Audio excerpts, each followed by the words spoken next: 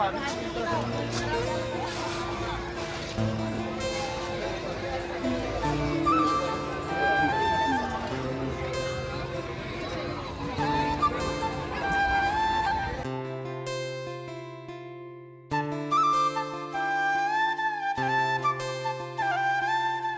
Friends, मी पूजा. तर स्वागत आहे तुमचं माझ्या यूट्यूब चॅनलवर आणि पुन्हा एका नवीन ब्लॉगमध्ये. तर आता रात्रीचे वाजत आहे 11 आणि आता जात आहे उरूस बघण्यासाठी. कारण हा उरूस जो असतो हा रात्रभर म्हणजे चालू असतो आणि सगळ्यात जास्त यामध्ये मग जे छान वाटत असेल ना, तर एकदम रात्री ज्यावेळेस जातो ना त्यावेळेस खूप छान वाटत असते. तर आम्ही पण आता रात्रीचे 11 वाजत आहे तेव्हा जात आहोत आणि इकडे माझी तर छान थोडीफार तयारी झाली.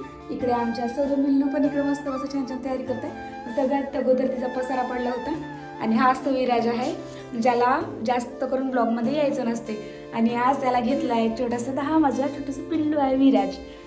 तर आणि सगळ्यात म्हणजे इतका वेळ लागला तयारी करायसाठी आणि माझी तयारी जास्त काहीच नाही, पण सरूचं काही म्हणजे भीम जयंतीसाठी शूट वगैरे करायचं होतं.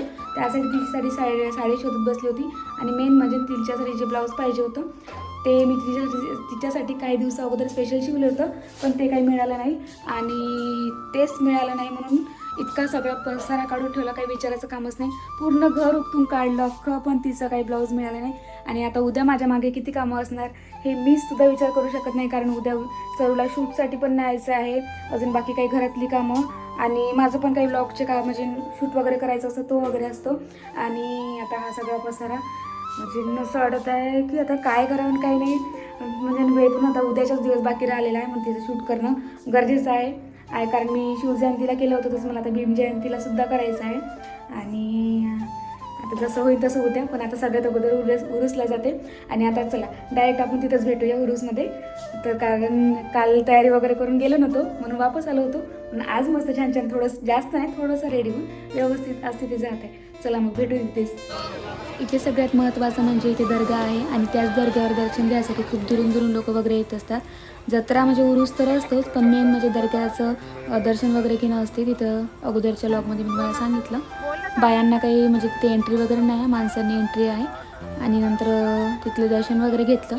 तिथे जेवणसुद्धा होतं, ते आम्ही केलं नाही पण कारण घरूनच जेवण करून वगैरे निघलो होतो. आणि नंतर सामान वगैरे काही बघायचं होतं तेच इथे बघायला आलं होतं. खूप स्वस्त म्हणजे काही सामान होतं ते जे मी तुम्हाला दाखवलेलं आहे.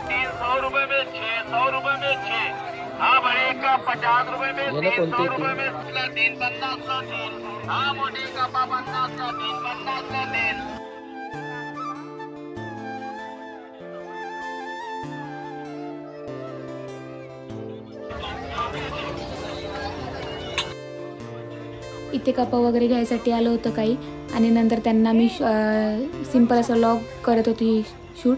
तर त्यांनी मला विचारलं की तुम्ही लॉगर वगैरे आहे का, शूट वगैरे करत आहे तर त्यांना मी हो म्हणून सांगितलं होतं. तर मग नंतर त्यांनी माझी इन्स्टा ID वगैरे विचारली, यूट्यूबवर आहे का वगैरे म्हणून मी सांगितलं. तर त्यावेळेस खरंच खूप छान वाटत होतं, कारण त्यांना जेव्हा मी सांगितलं का माझं व्लॉग वगैरे बनवतो तर त्यांनी मला कॉंग्रॅच्युलेशन्स वगैरे म्हटलं फॉलोअर्ससाठी सबस्क्रायबरसाठी वगैरे.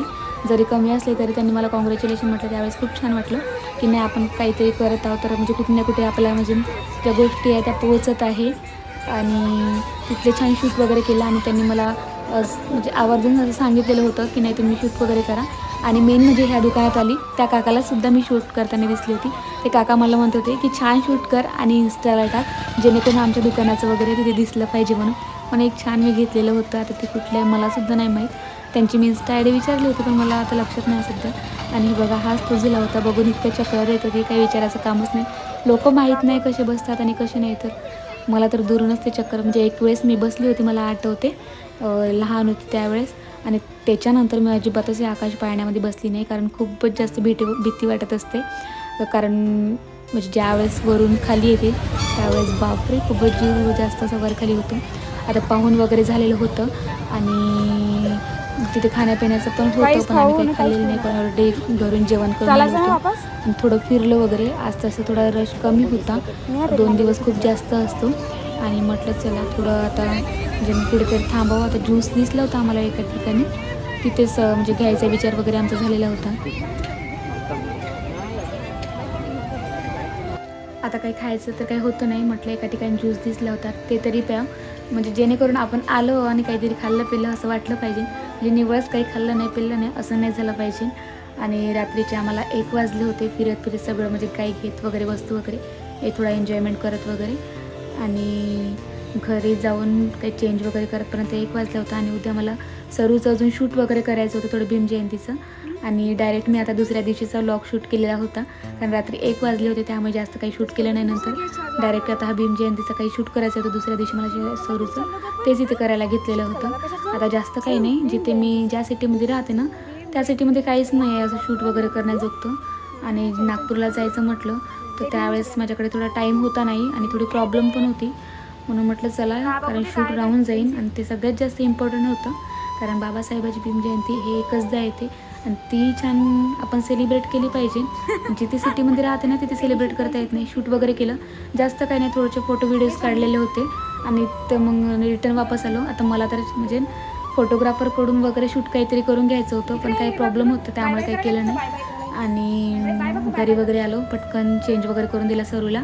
आणि सरूची इतकी मस्ती चालू होती कारण तिने खूप जास्त एन्जॉय केला होता. पिल्लू आणि मी थोड्या थोड्या गोष्टीमध्ये खूप जास्त हॅपी होत असतो. आम्हाला जास्त मोठ्या खुशीची काही गरज नाही लागत आहे. चला मग आजच्यासाठी इथे स्टॉप करते. पेजला आला असेल तर नक्की सबस्क्राईब करा आणि लाईक करा. Bye bye.